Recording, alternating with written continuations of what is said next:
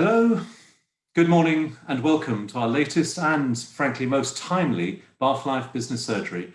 I'm Greg and like you, I'm figuring out what is happening now and what it means for both employers and employees. Well. 224 days after the first lockdown started, several weeks after the scientists first advised it, and just 53 days before Christmas, here we are again in lockdown 2.0. It turns out that the new normal is the same old abnormal. This is a session specifically trying to help employers and employees navigate what was due today to be the JSS, the Job Support Scheme, which was modified to be JSS 2.0 before it had even started, and has now reverted back way past the original FFS, back to the earlier JRS, but actually isn't that either. Confused? Me too. No wonder we need professional help here, just as well we have Mogers Drewett at hand, waiting in the ante-room of Zoom to dispense wisdom. A few points before we come to the main event. Like many, we've been struck by the support that so many Bath restaurants, cafes and food producers have given to the remarkable free school meals campaign by the footballer Marcus Rashford. This is clearly a tough time for pretty much all in that sector, but they have stepped up commendably. We also want to play our part as Bath Life here. So we've announced that any Bath restaurant, cafe or food producer supporting this campaign will have a free ad in our next issue. It's a way of saying thanks to them, but also giving support in these times. Let's all of us hold dear to that karmic mantra: do good things and good things happen. Bath Life is fully back, has been now for some weeks, and thank you for all of your support here. We're mutually dependent throughout the city. Your support means we can champion your business, your areas, and play our part to the absolute full in supporting businesses in the city and celebrating all that the city has to offer, even in lockdown. And please note, we've significantly increased home distribution on all our magazines, obviously including Bath Life, to ensure they're getting into the best hands. Few updates on our awards. The Bath Property Awards, the 2020 Property Awards, will be held on March 12th as part of the Bath Property Symposium. 3 key elements: thought leadership, keynote speeches from national figures, structured and randomized networking through specially designed hubs, and then the awards themselves, live presented plus recorded inserts, and then live reveals of the finalists and winners, and also again of our sponsors. Talking of sponsors, thank you to our headline sponsor, also our sponsor today, which is Mogers Drewett, plus category sponsors, APS Homes, Hawker Joinery, L&C Mortgages, Spaces, and SWBF, as well as Bath Life. We're grateful for your support in these times. The nominations for the Bath Property Awards close on the 26th of November, so a few weeks, but not that long to go.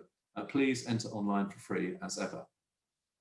Other awards, Bath Life Awards. The 2021 Bath Life Awards will be held on the 27th of May, 2021 at the Assembly Rooms. That's the Thursday before half term and sufficiently far away that we can be confident of holding those in real life.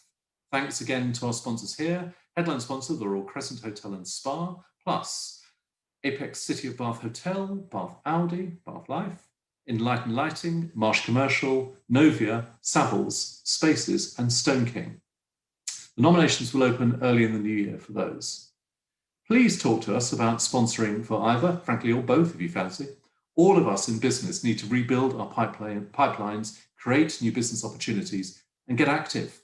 Companies can't do anything about the past, what's happened for the most part in 2020, but we can maximize our opportunities for the future.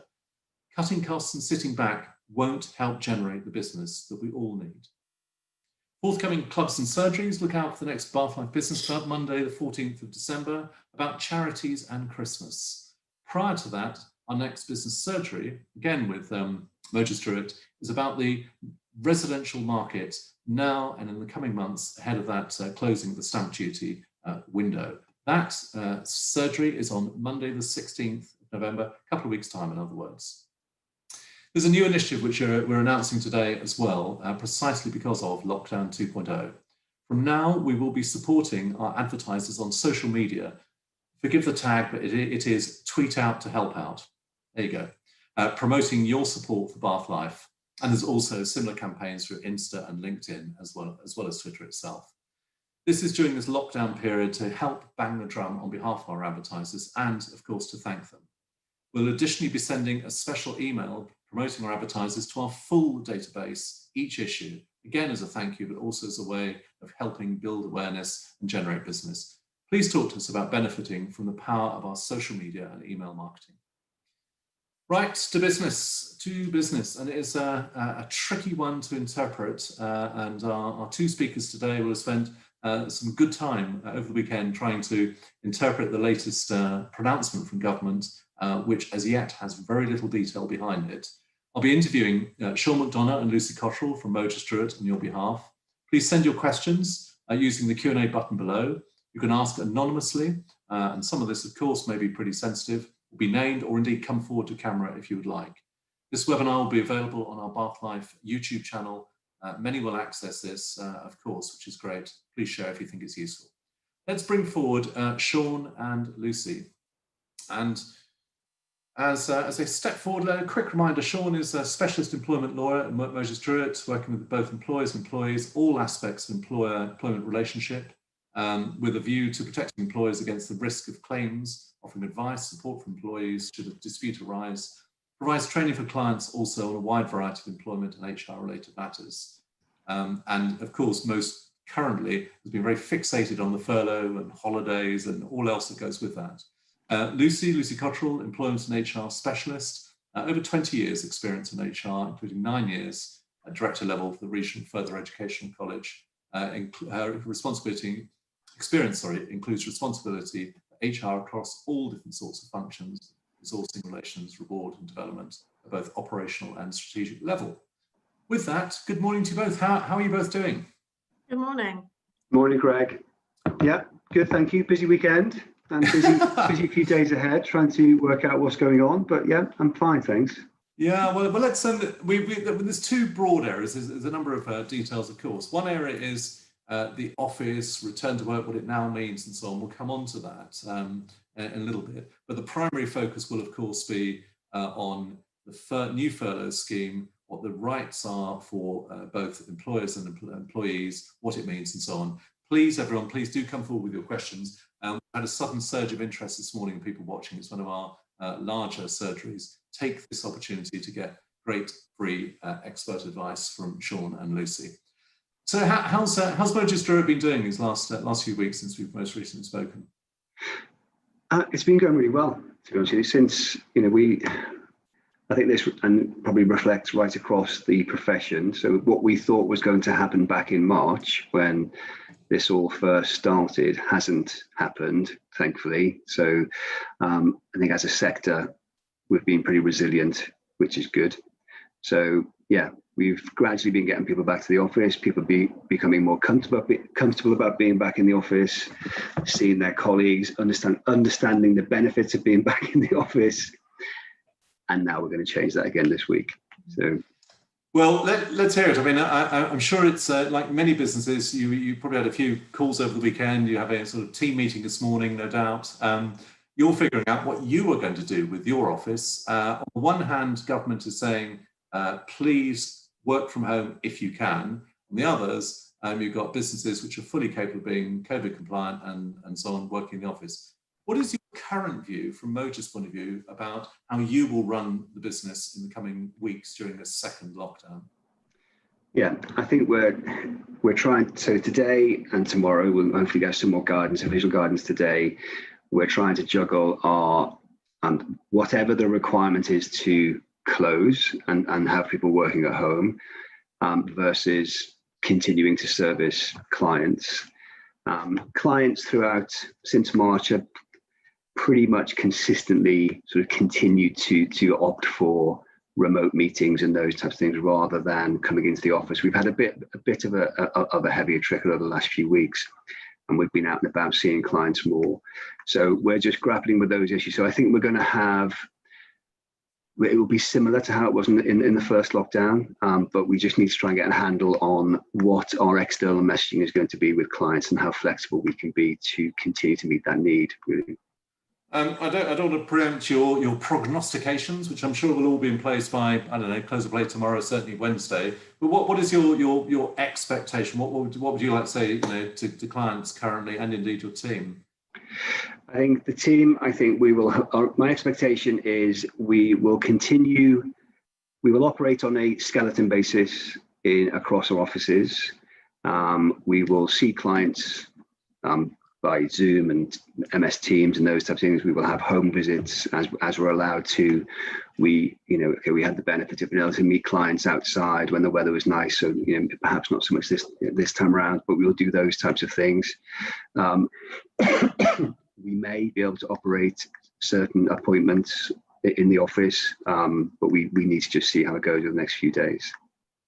And Lucy, from a perhaps a slightly broader HR point of view, for the Mogers team specifically, but for anyone watching this, what advice would you give about frankly, the psychological impact of suddenly having to go back into a form of lockdown, which is actually very similar to what it was in April, when we've all psychologically tried to move on from that? Yeah, I think this time around it may be more difficult for a lot of people to get their heads around having to resort back to working from home again. So I think there's going to have to be a lot of thought given by employers about how best to manage that communication, and then ongoing how we remain in contact with our employees to just check in on them, make sure that they're dealing with this as best they can. Obviously, we're all in this together, so we're trying to work through together the best way possible. Yeah, and in a sense that people talked about the blitz spirit even when they didn't experience the blitz spirit, and what we're having to do is rekindle the spring spirit, which is only a few months back. And in theory, this lockdown is only for a short period, so it might be or should be slightly easier, albeit at the margin it's going to be difficult for people, I guess. Yeah, I think that obviously the first time we went into lockdown, we didn't know how long it was going to last. It kept going on and on and on. So the way that people perhaps approached that was slightly different because they didn't know what to expect. I think this time around we have experienced what it's like to be in lockdown. So we need to perhaps as individuals put some things in place ourselves now to help us manage that as best we can. Yeah, and I guess all of us also want to cling to the belief, look, we got through that time previously, so of course it's going to be tougher than we would wish, but come on, we've got that experience, we could do this. Yeah, hopefully we've all got that resilience within us to be able to get through again. Right, talking of resilience, there's great resilience needed in going through the absolute minutiae of the detail of the furlough scheme, but of course we don't quite have that minutiae because government hasn't given the guidelines just yet. But Sean, please run through the litany of JRS, JSS, FFS, which is always an enjoyable one, and where we are up to now, what employers can and indeed can't do, and what it means for employees. The floor is yours. Okay. So we finished Friday last week, advising clients on the job support scheme, and specifically saying we're waiting for guidance on a couple of bits and pieces, which was finally published at 7 p.m. on Friday night, to then be replaced the next day by, it's now being withdrawn. So it was withdrawn on Sunday morning. So that guidance is no longer available. So we went into the weekend expecting to be operating under the job support scheme this week, which is the employees working 20% of their hours under the open scheme, or none of their hours under the closed scheme, and the government providing support and the employers making certain contributions. That's now been postponed to after the second lockdown. And what we've gone back to is the version of the furlough scheme that we had from the 1st of July this year, which introduced the flexible furlough scheme for the first time. And crucially, the government paid 80% of an employee's salary. So that contribution has reduced over the last few months down to 60% at the end of October. So from Thursday, although there will be technically a gap between Saturday and Thursday, the initial indication is that there'll be no gap. So from Thursday, this furlough scheme will be deemed to have been in place since Sunday on an 80% of a salary basis, with the employer still being able to top up should they wish to do so, to 100%. Can I just absolutely clarify that point? Yeah. So technically, the lockdown and thereby, as we understand it, thereby the furlough scheme kicks off just after midnight on the 4th, i.e. ahead of November 5th, which is this Thursday. But you're saying that actually the furlough scheme would cover the first 3 days of this week as well. Yeah, I can't see any other way around it, Greg, because otherwise you're going to have employees in limbo for those 3 days. So lots of employers would have actively taken steps to terminate existing furlough agreements by the 31st of October, and to have put in place job support scheme agreements, which are basically short-time working agreements, from the 1st of November. So there's going to be that odd period where nothing applies unless they, and I have seen something from the government over the weekend saying it'll be backdated. So I think it'll be unbroken furlough, although employers may need to reintroduce those agreements and get employees on those agreements again this week in time for Thursday, to make sure that they comply with whatever rules come up over the course of the next week or so, which we don't currently know about. And we know from experience that that's going to happen, because that's happened every time so far. Yeah, I'm sorry, I really do just want to press this point. So in other words, it's not just today, it's the 1st, which was Sunday, and obviously many businesses were working on Sunday.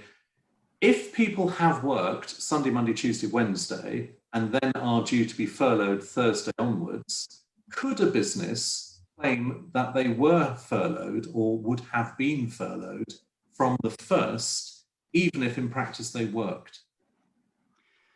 It depends what clarity comes out today and tomorrow. What I would expect the government to say, because the job support scheme allowances don't exceed 80% anyway. So the maximum you get, the minimum you get of that scheme is 73%, I think, of your salary, was furloughed 80%. So what I expect the government to say is they would just equalise that period. So whatever you've done in that period will just be treated as furloughable time from the 1st of November. That's what I would expect. Right. They may say something far less helpful than that, but in the circumstances, it seems that would be an obvious practical solution. Pragmatic as well, I guess. Lucy, in terms of when government typically makes announcements and clarifications and the detail to its policies, when would you expect this to be live? Well, the guidance is still being updated at the moment, from what we see. So today we're expecting some guidance, particularly around what happens for people who are deemed to be clinically extremely vulnerable, and steps around that. So I would hope at least by the end of tomorrow, we'd have a better idea of what the situation would be, because time is of the essence now. And like Sean said, employees may need to have to get agreements out and signed and back, and all those sort of processes in place, ready for Thursday. So to both of you, let's talk about that process. I want to come on to other details, and please, I'll put the call out again to people watching this. Please do ask questions. I'll take them anonymously if you don't want to say anything that is difficult for your business or circumstance. But tell me about the process. So say there is a company where half the team will be furloughed for the 30 days of lockdown. What do businesses need to do in order to have that sufficiently documented and agreed to by their teams? Well, last time when the furlough scheme was first introduced, there was an initial panic around what reaching an agreement with their employees meant. Lots of employers went for a belt and braces approach of getting a written agreement in place, like you would with any amendment to an employment contract. Where we got to was the Treasury saying if you could ultimately evidence that an agreement was reached, an exchange of emails, that type of thing was sufficient. There were key things you had to include in that agreement: not doing any work, those types of things. You could do training, things like that. So my expectation is there'll be simply a rerun of that process. Yeah. And the implementation, the steps to implement the job support scheme were very similar. You get an agreement in place that records the short-time working arrangement that you're reaching with the employee. So there's no reasons, nothing to suggest that there's going to be a massive relaxation of those rules. So there will be some formality required over the course of the next couple of days to get those agreements in place properly. And for those agreements to be extant or of value, again, it's a very small point, but an important one. Do employees need to send an email back saying, yes, I agree with this new blah, blah, blah? Or simply the act of sending it itself is deemed to be sufficient? My personal view is there needs to be an exchange of emails, an affirmative exchange of emails to acknowledge the variation. So there we go. Well, we'll communicate that to our clashers later. We need an affirmative communication of support for this amendment. I'm sure they'll understand what that means. They have to say, yeah. Sorry. Yeah. Okay. Sorry, I'm not chiding you at all. These are no, that's good. We're all trying to figure out how to get through. There is apparently, and this has just come up this morning, and I confess I don't fully know the detail of this, but apparently there is a subtle but important distinction between normal pay versus current pay. So as an employer, is this to be calculated on what people were earning prior to the first lockdown, March 23rd, whenever that was, or assuming they've come back from furlough, on what they are now, if now is a different level to then? So I know we're saying this whole session is subject to the rules, so I won't say that again, but the original scheme was based upon salary up to a certain, so normal salary was salary up to a certain date in March. And that was the salary that the various percentages were applied to. The job support scheme was the same. I would expect the new furlough arrangements to operate on a similar basis, but not back to March. The concern is they will, because if you've been on the payroll, your employer's payroll at the 30th of October, then you can be furloughed under the new furlough scheme. The slight challenge there is that you might have employees who have formally agreed to work part-time or job share as part, in order to be helpful for their employers and to get through the difficulties we are in. Those arrangements, if those arrangements fall outside of the furlough or the JSS scheme, then the percentages might apply to those reduced salaries. So those arrangements may need to be terminated and the previous full-time arrangements reinstated before the new furlough arrangements are entered into between the employees. So that sounds stupidly complicated, but. Well, no, it doesn't. I mean, just to play that back a different way, that if, this is all theoretical, but if an employer had people on, whatever salary level on March 23rd and had reduced it either as a reduction or as a part of a shared working, if they now were to reinstate that previous salary, higher salary, wouldn't it be smart for them to do that because they could then claim on the basis of the higher salary rather than the lower one? Yes, it would be smart. What we need to look at over the next day or two is whether that would be an abuse of the system, abuse of the new furlough process. Previously, at the early stages of the first furlough scheme, there was an initial rush from smaller employers to get employees onto short-term working arrangements or even lay employees off. So a number of smaller businesses did do that immediately on the last lockdown. And once the furlough scheme came into place, they were able to terminate those relationships and reinstate and deal with those employees as if they were being furloughed. So you have to hope that there is a similar level of flexibility around those things. Which would mean it wouldn't be an abuse of the system to reinstate employees. If you've had a part-timer for the last 10 years and you suddenly put them onto full-time and then furlough them at 80% of full-time, so that's going to be an abuse. But if you have employees that you, in relation to whom you can demonstrate, have reached an agreement with their employer as a result of the coronavirus crisis, then I suspect that's going to be covered in the regulations somehow. Okay, and again, these are all sort of minutiae and examples to illustrate a point. What happens, for example, if someone was due to have a pay increase, a promotion, and maybe on the one hand, it could be that that is in place and was due to take effect from, I don't know, November the 10th or something. or on the other, hasn't actually been communicated but is intended. What is legitimate in terms of increasing your salary and then using that as the basis for any subsequent claim? So that's going to be determined by what the normal pay date is in the new regulations. So it's whatever. So that will be a certain date. Let's say it's going to be the 30th of October because that's the date that they're currently saying you have to be on the payroll for. Yep. It's likely to be the salary at that date that they take, rather than the salary at the 16th of November, whatever it might be, for furlough purposes. And just to flesh out a point I think you have made, which is about if businesses have made people redundant because they were expecting the JSS scheme to come in, which is much less valuable or supportive. If someone's just been made redundant, could they be reinstated for the purposes of being furloughed?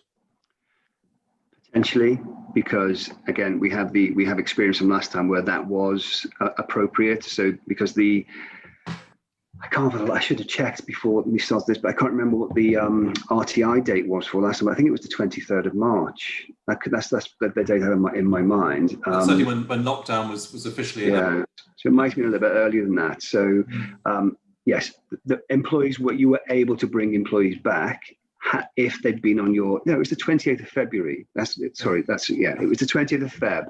So it covered a whole chunk of employees who had been dismissed in a rush because of those initial concerns about the pandemic. So had an employee been dismissed after the 20th of February, you were able to bring them back and furlough them for the period of the scheme. So I suspect there'll be something similar to that. Okay, and there's certainly variance when it comes to employment. Say someone has resigned and their last day was Friday. Is there a process to unwind that such that they can have effectively another month as though they had been employed? Again, last time, resignations, if your employment terminated for any reason after the 20th of February, you were entitled to bring that person back by agreement. You didn't have to. Yeah. But I'm sorry, on the specific point, so this Friday just gone, which is Friday the 30th, I think. 30th. Yeah. If someone had, that was their last day, is that it? There's no opportunity to extend for another month to gain the furlough benefit? At the moment, that's it. Friday was their last day. But later today, tomorrow, once we have clarity on those rules, it may say, like last time, you can bring people back if they were employed at a certain point and their employment is terminated, because there will be a load of people whose employment terminates on Friday because their notice periods would have expired. The notice they were working on the furlough scheme would have expired. So there'll be lots and lots of people who are now unemployed today who could have carried on being furloughed. So it would seem completely counterproductive not to have some sort of exemption built into the new regulations like there was in the previous regulations. And then, of course, there'll be other people who are not being made redundant or leaving because of COVID. They'll be moving on to another job. And so someone who's resigned, whose last day is this Friday, it may be in their interest, if their employer agrees, to keep them on the books to get their furlough benefit before they start a new job. Whatever it is. And we had lots of examples of that last time, where people's new opportunities were delayed because of pandemic-related reasons. So I suspect, subject to how long this lockdown lasts, and then we're going to touch upon that in a second. But yes, if we knew it was only going to be a month, I would have thought most roles would continue to be recruited for in the way that they're currently planned. But there's a little bit of doubt. So who knows? Let's bring in a couple of questions from our good old buddy anonymous attendee. If employers put some staff on furlough, minimum time frame they need to notify staff before returning to normal working? Yeah, there isn't one. There wasn't one last time. So you might say in your agreement, we'll give you as much notice as possible. You might be a business that says we'll give you a week's notice. The best lawyers out for this entire pandemic period is all about, and Lucy will say the same thing, talking to your staff, because a number of clients have tried to terminate furlough arrangements, which they're entitled to do virtually on zero notice, to say you're back at work tomorrow, to discover that that employee has rearranged their childcare arrangements or whatever the case may be, or can't get the childcare arrangements they historically had because their parents are shielding or those types of things. So it's about communication. So technically, no notice is required, and you'll have that in your agreement, but try to be a bit more human about it, I think, is the message. And again, pragmatically, Lucy, I would imagine, one of the better things employers can do is to say, our working assumption is that this would apply to X date, but we will update you and discuss with you where that's changed. Is that the sort of phrasing or approach? Yeah, absolutely. Just keep people informed about what's going on. Be as transparent as you possibly can. I mean, we are all dealing with a bit of an unknown again at this moment in time. So just regular communication, letting people know what's happening, being aware of people's individual circumstances as well would be helpful, because that would help employers plan more effectively. Being as open as honest as you possibly can. I think there's another question from an anonymous attendee, which I think we've covered really. What would be your advice if we made someone redundant last Friday and asked to be reinstated to benefit from the new furlough scheme? Sean, do you think we've covered that sufficiently? Yeah, I would say if those people, which they're likely to be, are asking today what's happening as their employer, I would say please sit tight, and as soon as we have clarity, we'll be in touch and we will put whatever arrangements we can in place to help, provided they want to. They're not going to be obliged to do that, Greg, but yeah. And there's a slightly cheeky observation from Daniel O'Connor. We're talking about the importance of communications. He says, as always with us, if any business or business persons here need any free help, advice or tips with regard to communication throughout the coming lockdown, staff and stakeholders internally, etc., we're very happy to give guidance and to help. This offer extends to all and to any that may not be in attendance, but are local to Bath and support the great community that we have. That's Transform Communications in Bath. I'm giving them that shout out because I think it's, of course, it benefits their business, but it's an example of how smart Bath businesses are being helpful and supportive in these times. We all need that help. So Daniel, thank you for that. Anything, and I suspect I know the answer to this, but has anything changed about what constitutes work during this lockdown compared with previous lockdowns? No, not yet. So I don't think it will. I think, I wouldn't have thought they would change that, but particularly given the alleged abuses that we're all hearing about in the press, I wouldn't have thought the Treasury would seek to change that for the second round of regulations. So no, there's been no change so far. Was this no formal change, and it would be a little bit unexpected, even incoherent, to make changes? How about psychologically, from both the employers but also employees' point of view, that this isn't quite the same lockdown? We've sort of done that thing before, and so neither will be quite as compliant as previously. Whilst I'm sure you wouldn't condone that, would you expect that? Yeah, I would expect it, because from a business point of view, last time was very dramatic. The 23rd of March, it was very, very dramatic. Everything closed. That's not going to be the case this time. And you genuinely have to feel for businesses who have invested capital over the last few months, who are now going to have to see all that go to waste. So would it be a shock if those businesses try to subvert the rules? Not really, but I'm not suggesting that they should for a second, but it's heartbreaking if you own there were examples of the weekend, and I appreciate they were in South Yorkshire, bars investing in kit to be able to produce substantial meals because of their tier 3 restrictions, and now they're locked down, so they can't use any of it. And it's and again, with and this is not condoning nor should we. It may well be the case that first time round, many businesses were slightly scared of their own shadow about could and couldn't do, and were even more observing the laws. And then over time, it just gets a bit more relaxed. For example, if you're furloughed, responding to an email saying my colleague blah blah blah will be in touch, there would have been someone who said first time round, you don't even say that. I suspect that's going to happen all the time. Without condoning it. Yeah. Let's come on to a live question. if Carol Banwell from Bath City FC can step forward. Carol we want to move on to the thorny question of holidays in furlough, what the entitlements are. There's Carol. Carol, you would like to unmute yourself and ask your question, please.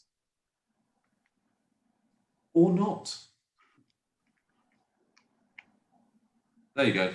You're toggling. You're on. There you go. Sorry, I'm on a different system this morning. So, good morning. Thank you very much, Greg, and good morning, Lucy, and good morning, Sean. Hello. I've got a question which possibly is a little less relevant now, given that things are all changing, but it's to do with holiday entitlement and employees returning from furlough. It's a two-parter. What's the position with the accrued holiday entitlement for employees returning from furlough at the end of November or whenever it now may be? Presumably they have their entire to-date accrued leave still available. And secondly, where a business's holiday year has ended during the furlough period, may employees carry forward annual leave untaken from the previous holiday year? And if so, how much? For example, would it just be the working time regulations 20 days or all of their contractual accrued entitlement? Well, there you go. That's very detailed. So let's take those, a game of two halves, appropriate in a football context. Let's take that first one, Sean. It's kind of it's the same answer for both, really, Carol. So you've already hit the nail on the head in your second question. So holiday entitlement is split up into, in the UK, this is into two lots. You have working time directive holiday, which is 4 weeks, and then UK additional holiday of 1.6 weeks. So for all those Brexiteers out there, that's an example of where we exceed the EU's minimums rather than the other way around, which is what we're constantly told. So the rules are you can carry forward the 1.6 weeks by agreement, but historically you couldn't carry forward the 20 days. That was relaxed in March to say that 20-day accrual could be carried forward and used up to 2 years in the next 2 holiday years following the end of your current holiday year. If the reason the employee couldn't take it was because of the effects of the coronavirus, and obviously being on furlough would be that, although you can still take holiday whilst you're furloughed. So that's another point. So that's the general rule. If your holiday year has now ended and you've done nothing about holidays, you have no communication with your employees about holidays, then the strict legal position is that the 1.6 weeks will have been waived and lapsed, and that's lost at the end of the holiday year. But the 20 days, you need to agree with your employees how they're going to take them over the next 2 years. Carol, is that clear to you, whether it's literally your organisation or more generally other companies? Is that clear to you what this now means? Yes, it is. Thank you very much, Sean. For us at the football club, it's particularly relevant because our holiday year unusually ends in June. So we are sort of slap bang in the middle of people potentially having quite a bit of holiday to return to and to take. So yeah, but yeah, thank you. It's clear. Just another quick sub question, actually, Sean or Lucy. If you do take holiday during the furlough, that's got to be paid at your normal full rate. Is that correct? Yes. That's right, but you can still claim the 80% furlough grant, but you have to top up to 100% for any holidays. Those pays, yeah, brilliant. Thank you very much. And sorry, just to clarify Carol's question, or perhaps the answer. When you say full or normal pay, that would be the rate of pay that applied before they were furloughed. So the normal pay, which is the cut-off date on the 20th. Whatever date in March that cut-off date would have been, it would be the pay that applied then, right, rather than the pay that applies now. Because if they're furloughed, they won't have agreed to work job share or anything in the way that we talked about earlier. So good. Okay, thank you for that, Carol. Thank you. And thanks, Carol. Thank you very much. I'll see you this season. Cheers. Thank you. Bye. Right. So we've come on to that furlough point. I'm just going to hop back to another question from an anonymous attendee. Do you think there will be lockdown proofing for businesses in the future, e.g. now accelerating that permanent working from home scenario? And do you think that would be a wise move? In other words, if this is going to be potentially recurrent or longer than the 4 weeks, just cut to the chase and work out how to work from home. Well, I know of one client of ours who's doing that. So they have decided to take that step already as a result of the first lockdown. The benefits of working from home were so great for them, and the cost they can reduce because they won't have their office anymore. Yep, they're doing that. They're nailing that in now. If your business, it's not really a legal question, I don't think. It's if from a commercial point of view, if your business can operate without office space, and you would improve your profitability and all the rest of it, yes, you could. I've become less convinced. In April, May, everybody was raving about working at home and how brilliant it was because it was nice weather and we could all be walking our dogs or going to the gym, and well, not going to the gym, but going running and all those types of things. The sense I've had since we've started to come back into the office, and for clients as well, clients' workforces as well, is that people actually like being in the office. They prefer a balance of the two. So I'm not sure how healthy an entirely remote working workforce would actually be longer term. That's more one for Lucy, but what do you think? I was going to say, Lucy, not perhaps very specifically in terms of individual Mogers Drewett people, but that slightly more general point about people's mental health and approach to working remotely. Is that a rising issue, and how should employers respond to it? In terms of perhaps a move to more home working? Yeah, I mean, it's been far more home working to date than hitherto, and at least some of that will carry over. So what do we as employers need to be doing differently or thinking differently about? Yeah, I think it's being very mindful of the effects of basically being in isolation for some people. So being on your own at home, and what that may have in terms of people's mental health, and making sure that there are communication processes in place so people aren't left alone, days gone, weeks going past and not having any communication. Making sure that they're contactable, and just having those regular check-ins, because the whole isolation, the last lockdown, we were working from home for such a long period of time. The true effects of that are probably only being realised now. We're much more aware of the impact on people's health now. So we must go into this new lockdown having that in mind and making sure we've got better processes and routes of communication in place as best we can. What about the employer's duty of care?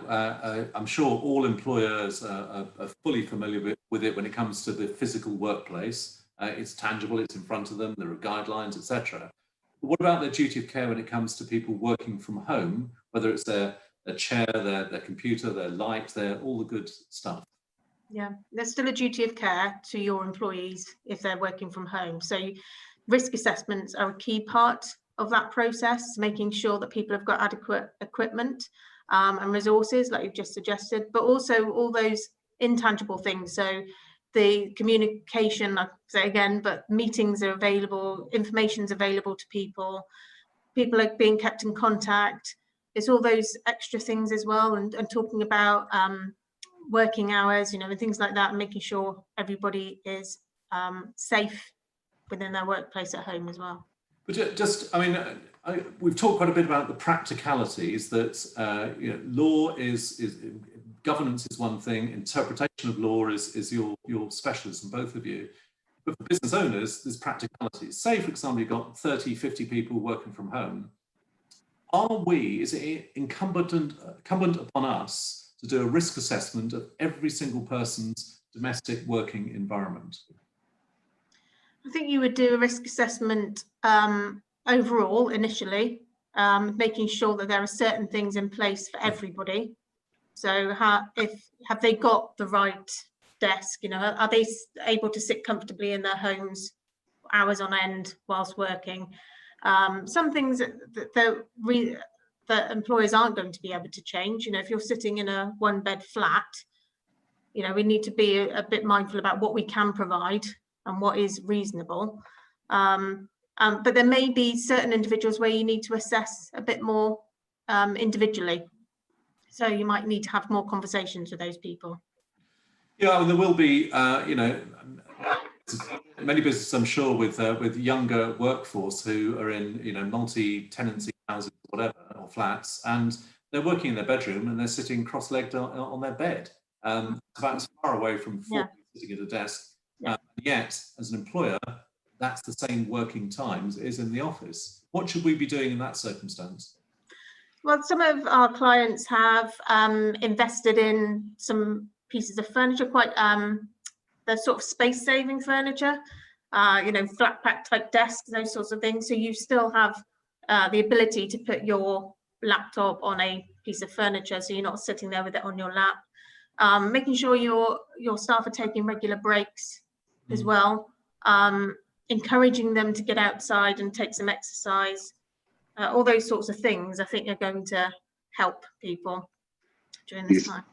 From my point of view, it's also worth noting that the health and safety regulations say you have to do what's reasonably practicable as an employer. So it's not an exhaustive requirement. If you have somebody who's living in a bed sit and you're locked down through government regulations and all the rest of it, there's only so much you can do as an employer. It's very important that you can demonstrate that you have tried to do the things that Lucy's talking about. So policies and communications and that type of thing are very important. And again, just to tease the detail, it's not so much that there is some proof that it has been done, that there's some regulation one has to comply with. It's in the event that there is a subsequent claim, you would be able to demonstrate that you had taken reasonable steps. It's more. Yes. There's more of that. So if somebody, in 6 months' time says they developed a slip disc because they were sitting on their bed for 7 months on their laptop, it's potentially a work-related personal injury claim. So yeah, your insurer would then want to understand what you've done to reduce the risk of that happening. Yeah. Let's come on to yet grimmer. We're going to go from slip discs and employer responsibility to redundancies. What has changed, if anything, in the redundancy process, both in recent months under FFS and in the months to come under this new lockdown? Is anything different about redundancy? And what advice would you give employers sadly having to contemplate it? The one key difference that was going to come in over the weekend was that you couldn't have an employee on the job support scheme working their notice for redundancy purposes. So you couldn't make an employee redundant in the way that you could when they were just furloughed in the previous furlough scheme. So that was a regulatory difference. There was a whole.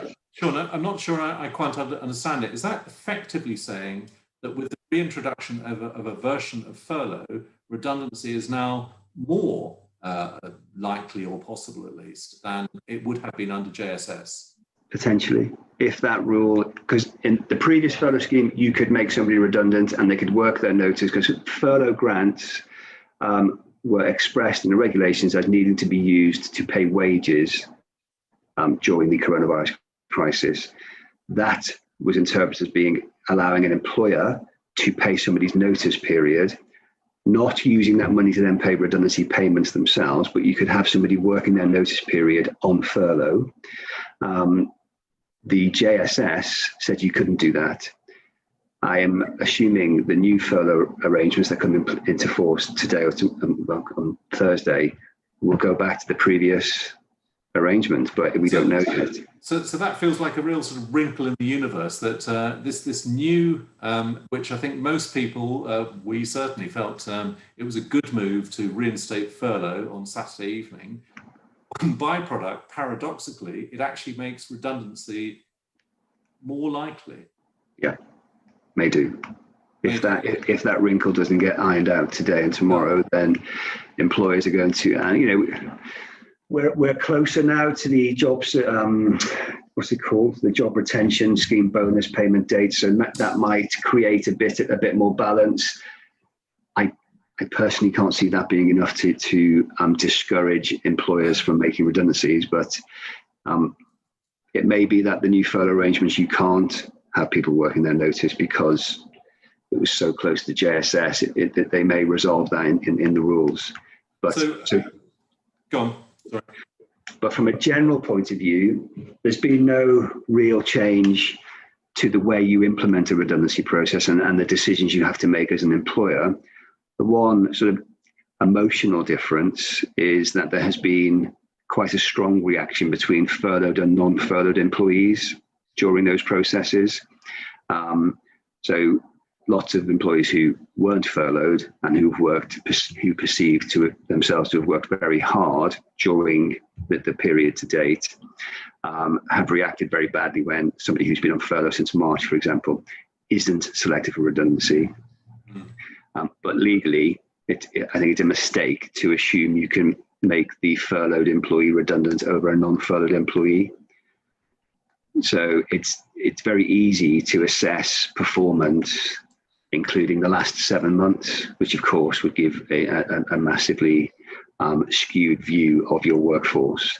So our advice to employees is to ignore those. So from obvious things like sales targets, and that if you haven't been in the office being able to do those things, to then be selected for redundancy with that as one of the criteria is manifestly unfair. So care needs to be taken around the criteria you use.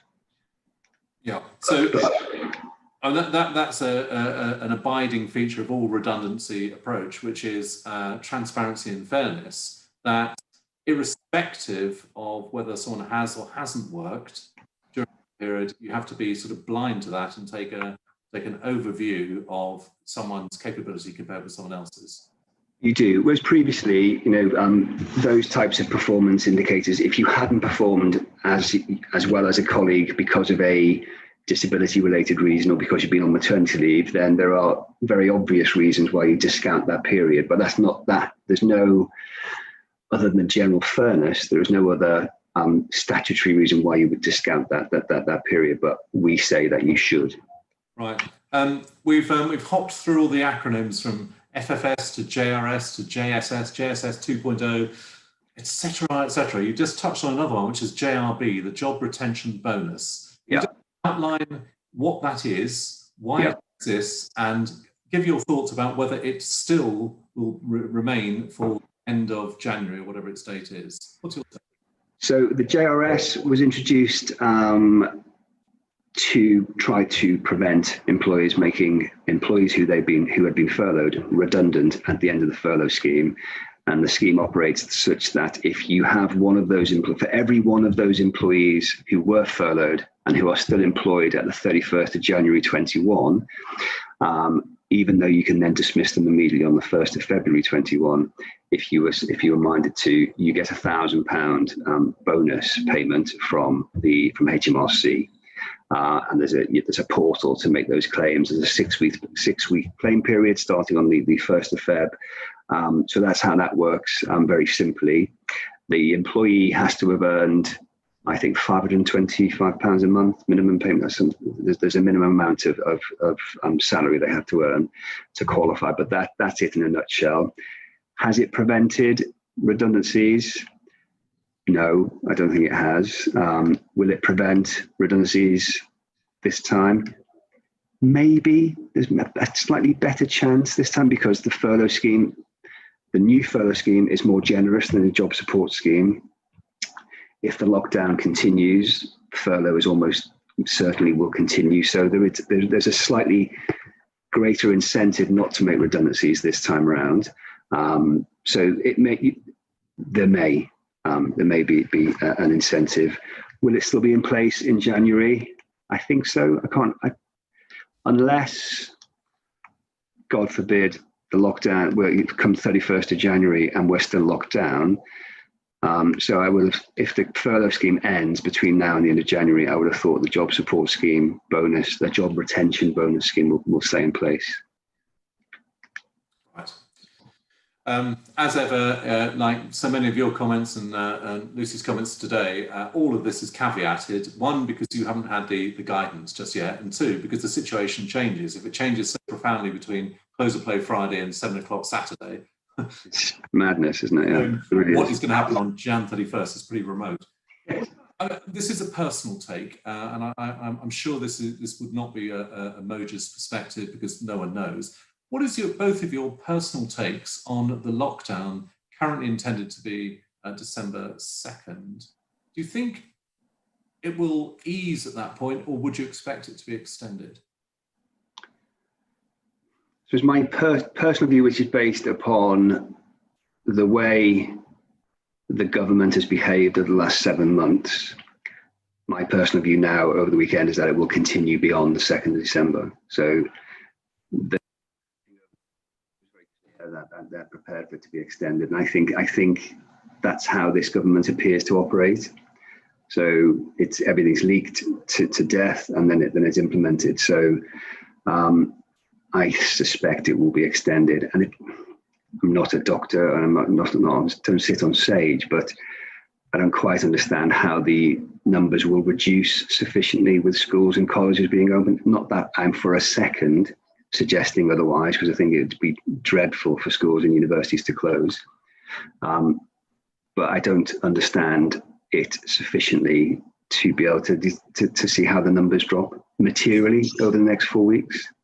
At the very least, it appears probable that the tier 3, previous tier 3, will be enacted after. We're not going to go from under completely open. There's going to be at best a tiered approach. Lucy, your thoughts in this area? No, I agree with Sean. I find it difficult to understand how a 4-week break will deliver the results the government are looking for. Particularly when you hear that there's a 3-week lag behind on the statistics around the hospital intakes and things. So I wouldn't be surprised if it's extended. I don't want it to extend, but because I think we all need to have a bit of a Christmas break with our families and friends and things, but I wouldn't be surprised. We need a Christmas break rather than a circuit break, that's for sure. A couple of questions for our anonymous attendees as we come to the close of this. This is someone who has not used the previous furlough scheme to date, and they want this absolute clarity to the extent, whatever caveats you need on this. Can I clarify that we are eligible for both the extended furlough scheme, i.e. the new furlough scheme, from this month, and also the JRB, the job retention bonus? So the detail that was released over the weekend says you don't have to have previously furloughed an employee to use the new furlough scheme, and you will be able to furlough employees who are on your payroll and your real-time, RTI, HMRC thing on the 30th of October. So if you satisfy those criteria, you will be able to use the new furlough scheme. Yep. As for the job retention bonus, I think you will be, provided the furlough scheme isn't still in place. Can I ask not my first dumb question of the day, but for the purposes of others who don't know what RTI stands for, what does that mean? Real-time information. Real-time information. So it's the online payroll thing that you have with HMRC. So fine, thank you. Someone else asked, will maternity or paternity be modified due to furlough in any way? What was it modified previously?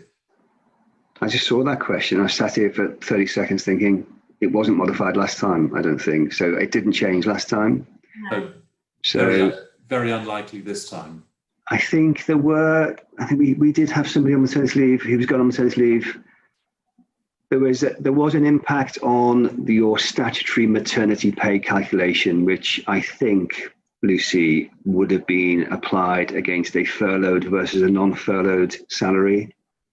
Yeah, I'm just trying to think, but it depends on the timing of it, I think. Yeah. When you were going to go on maternity leave, at what point, what calculation was used?